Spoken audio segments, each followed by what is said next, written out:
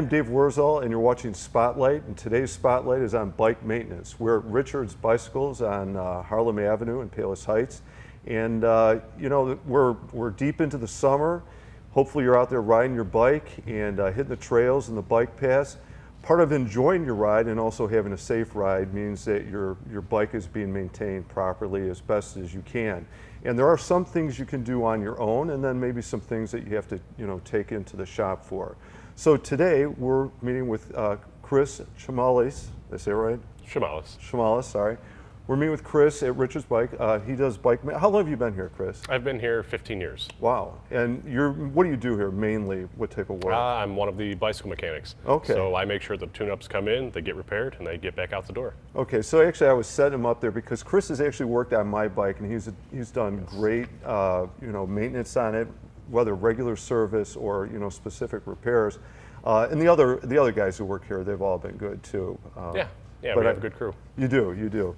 But so what we want to talk about are what are things people can do to help maintain a good ride or a safe ride at home, their own maintenance type of stuff, and then also probably distinguish between, all right, maybe this is something I need to take into the shop and let a professional take a look at, right? Right. So why don't we take a look at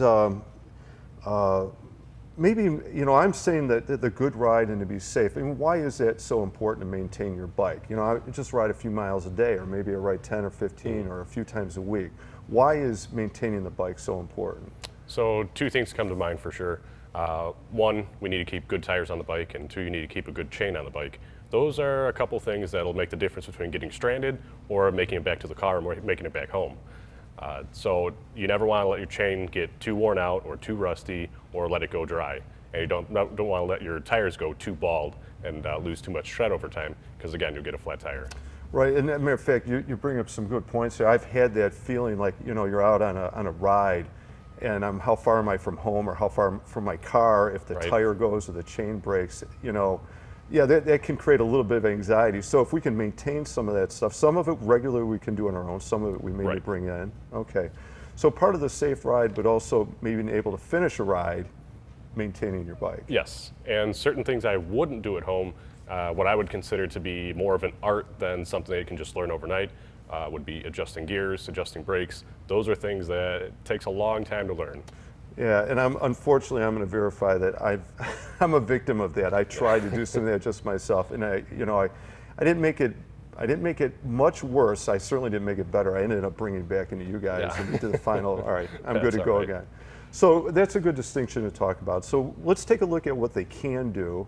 And I think you mentioned we can talk about the chain first, maybe. This is something that they can do, whether cleaning or lubricating, pretty easily at home, I think, right? What are things they need to do to maintain their chain? So when it comes to taking care of your chain, a real easy thing to do is take your bike, lean it up against the wall, make sure your kickstand is up out of the way, and all we're going to do is pedal the bike backwards. And with doing that, you'll be able to clean the chain and oil it. A lot of times I like to clean it with WD-40, wipe it off with a rag, and while you're pedaling the bike backwards, you can go ahead and put the nozzle on the chain and pedal it backwards and oil it up. And just 1 or 2 revolutions of the chain will get the job done. Okay, so that's cleaning. Then the next step will be lubricating. We're going to take a look at that in a second. What do we use to lubricate that? So it depends on what kind of riding you're doing. If you're going to be in dry, dusty conditions, definitely use something that dries as a wax. This is Clean Ride by White Lightning. This one's great for dustier conditions. And if you need something for all year round, we would go with the Epic Ride. That's the green bottle here. And if you're stuck in wet conditions, or for our riders out there who are out there in the winter, snowy, wet conditions, you're going to want to use Wet Ride by White Lightning. And this is a lot thicker. Okay, so now, like this last year as an example, we had a few days in December where the weather got kind of temperate. You could break out the bike even though it may be wet or, you know, snow is melting. Right. So we could use one at one point in the season, a few months later, clean the chain, put on a different one. Yes, absolutely. Okay, good. How about if we take a look at then what's involved in the actual physical process of cleaning a chain and lubricating it? We can do that. Okay, let's take a look.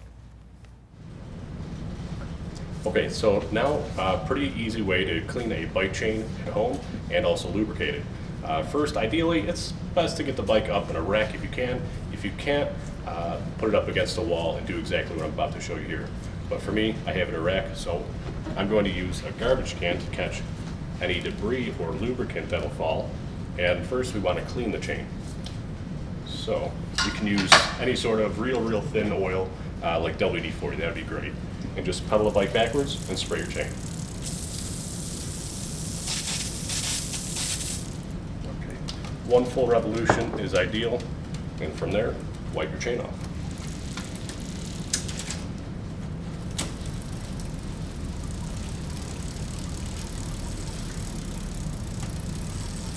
And get that as clean as you can. And once you have the chain fairly clean and wiped off, you go ahead and add your lubricant to it.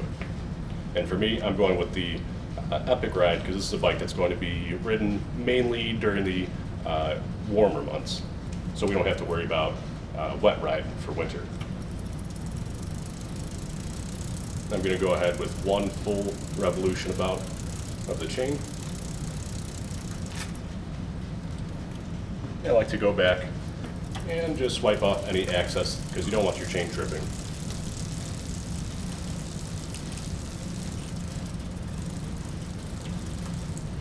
And there you have it. Something that's very easy that you can do at home for preventative maintenance so you don't get stranded out on the trail. Okay, Chris, so thank you for the demonstration about cleaning the bike chain. That looks good. I can do that at home. I actually, that looks very manageable. My other concern with the chain, though, is, all right, but maybe there's something more serious here. I mean, how would I know, this chain needs to be replaced? This isn't simple cleaning, lubricating anymore. What would be some tells in that? So you could either take it to your local bike shop, but if it's something you want to do at home, you'll definitely notice it when you go to pedal up a hill, when you go to cross a street. Anytime you're putting a lot of pressure on the pedals, it'll usually happen in the smaller gears in the back, but the chain will skip. Okay. And you'll feel it. It'll be very jarring. Okay, and I've had that experience. I know I've had the chain replaced on my bike, but now that you say it like that, yes, I've recognized that. So good. So if they get to that part of it, yes, bring it into the bike shop, let them take a look at it for you, maybe end up replacing it. Otherwise, regularly, when they're cleaning it, how often should they clean it, lubricate it? How often does that work through in a season? So it really depends on how often somebody's riding and what conditions they're riding in. But for your average rider, someone who's maybe riding 4 days out of the week, I'd say about once a month. Okay. And again, like if they're on dusty trails, that might speed it up more. If they're riding bad weather, that might more. Good. Okay. So we're good on the chain, simple maintenance things we can do at home, how to watch it, take care of it. The next big item on the bike that is really important to keep an eye on is tire pressure, which seems kind of basic, but very, very important for a good ride and a safe ride as well, and also not to break down 5 miles out or something, right? So what are the things we need to watch for in tire maintenance, and what do we do there? So one, definitely tire pressure, because imagine if you have a lower PSI and you hit a bump, you're going to pinch down on the inner tube and you end up with a flat. Another thing, if you have too high air pressure, and let's say that it's hot outside, so being that it's hotter outside, it'll increase the tire pressure and it can blow the tire off the rim. I have had a lot of customers with that issue. Wow. Okay, I haven't had that experience yet. I'm thankful for that. It's a good heads up though, so why does that tire pressure have to be exact? So how do we check? I mean, I'll admit, I'll confess, I put air in the tires, regularly when I feel them get kind of soft or mushy. But I'm probably not doing the right thing. I do have a tire pressure gauge for my car at home. I don't use it. I just feel the tire, how tight it is or how firm it is. But maybe that's not a good idea. I don't know. What do we do then? So the best way to do it, because there's going to be a couple things that people have at home, either an actual bicycle pump or a compressor. And for the people who are using a compressor, that's great, but you need to be sure to use a tire gauge. Just like any other tire gauge that you use on your car, if you're going to be using a compressor, you need to double check the PSI with your gauge. So and then the PSI is on the tire, right? It is, always on the sidewall. And they're not all the same. So really to do it by pressure check with your hand is probably not a good idea. Right. Depending on the bike you're riding, the range could be pretty big, I would think. Right, so if you have you may have seen it, some of the fat tire bikes where it's 4 or 5 inches wide, that's going to be literally 10 PSI max. Okay. And then if you see the opposite, real skinny tire, some of the road bikes, that could be 120 or more PSI. Wow. So, all right, so that's a good reason to check it, and I'll check your tire, what's required, make sure you're putting it into the right amount, not over inflating it, like you're saying, the risk of, blowing a tire that Right. way. If it says the PSI is like 60, I mean, we have to be right on? Are we at 58 or 61 or? Yeah, so you can adjust it within, if you don't want to go to the max, because that'll make for a harsher ride, it'll be a little bit harder tire, you could drop it by 10 PSI if you want to have a little cushion to it. A little bit. Okay. Now, let's say, I know we got a cool tire pump Yes. here, air pump here. Let's take a look at it. So this is, in my suggestion, I would say to go with a bicycle pump over going with an air compressor, because you don't have to take the air compressor out and use the hose and all that. You just grab your bike pump, put it on your bike, and air it up. Plus, it's convenient because you have a tire pressure gauge built into your pump, or at least the ones that we have here do. So you don't have to mess with the tire gauge because it's already on the pump. Okay. So that's a good, like I have a tire pump, but it doesn't have the gauge, gauge on on it. it. Yeah, but that's a nice step up. If you want to do that, then you're not messing with checking the tire Right. and breaking out. Right, and we always have these in stock here. Okay, good. So we definitely want to make sure the tire pressure is accurate for whatever the PSI requirement is for that bike. All right, then we get to the next thing. I'm maintaining the pressure, but wear and tear in the tire, or at what point I'm like, and this happened to me by accident one time. I should have brought the tire in sooner. What are things we can look for in our tire to make sure, no, this tire is still running good, or no, this is a tire, it's going to need to be replaced? So a couple things with that. You definitely want to make sure that it's not wearing down to the point where it's bald, or if you start seeing threads showing through, that's the actual innards of the tire. Okay. Then you know it's time for that one to go. Another thing is it outside a lot? Is it getting dry rot and there's a bunch of cracks in it? And that's another way that the tire could fail as well. Okay. Can we look at a couple tires then we can point out some of these things you're talking about? Absolutely. All right, let's do that. Okay, so here we have two of our repairs we have in the store right now. One with a very poor tire and one with a very good tire. So this tire here, more of a mountain bike tire, and there's not much tread left. If you can actually see that the tire itself is very bald, and next step would be the threads start showing through. So that's when you know, once it gets down to this point, it's time for a new tire, because you're definitely going to be more susceptible to getting a flat and being stranded.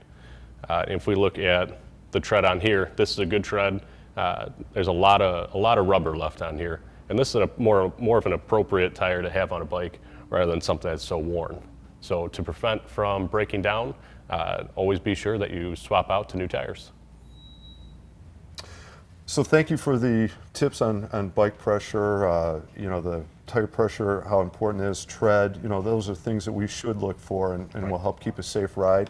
Hopefully we never let our bikes get to the point where we're that bald that we risk a blowout on the trail or the path somewhere.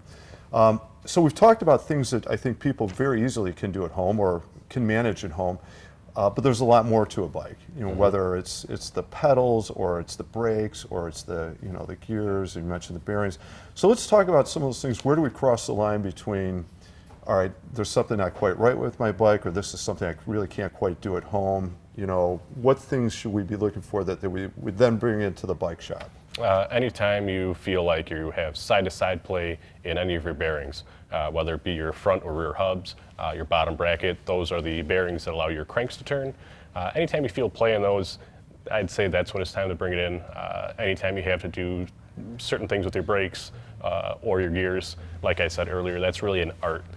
So it's not something you can just learn overnight, and you really should bring it into the bike You have shop. a lot of practice at it. And so you know I do. You said, 15 years? 15 years, that's right. Yeah, so you know how to make those fine-tune adjustments. Like for myself, never having done it, I'm more likely to make a mistake there probably, Right. it sounds like. Yeah, if it's something that you do every day, you're gonna learn it, you're gonna get good at Yeah. it. If it's something you do every once in a while, there's definitely room for mistakes. Yeah, and I know one you guys caught for me, and I'm embarrassed to admit it, but I'll be public on it. I had a wobble in my tire, and I brought it in and asked, and somebody here looked at, well, you've got broken spokes here, and I didn't even think to look for it, but when you look, yeah, they're not fixed, and Yeah. it was easy to not see because they kind of blend in with the others, Right. Not a good situation either. No, sir. So, depending on how severe a bend in your rim is, once you have broken spokes, sometimes it's something that we can true and straighten the wheel, Yeah. or it might have to be a wheel replacement. Okay. So whether it's brakes to fine-tune adjustment, and the same thing I think applies to gear shifting too, right? Absolutely. Same. There's little adjustments that can be made. Yes. Yeah, But- very fine or short little turns of a screw can make a big difference of your derailleur working or completely Okay. failing. And as a side note, we're talking about repair stuff, but they probably should get their bike serviced once a year anyway, like a regular, almost like you do for a car, like a tune-up. Right? You would recommend that? So absolutely, once a year is ideal if you can do that, and definitely you'll get your bike back a lot sooner in the colder months. That's for sure. Right. So bring it in maybe in February, and then you're ready to go in the spring. Yes. And your bike is, functioning as best it can at that point. Very Right. good. Thank you. This has been really helpful, Chris. I really appreciate the information you've shared with us. I think a lot of good things to help people have a better, safer ride and extend the life of their bike as well. Right. Right. Chris also has a series of videos on YouTube. The Yes. name of those?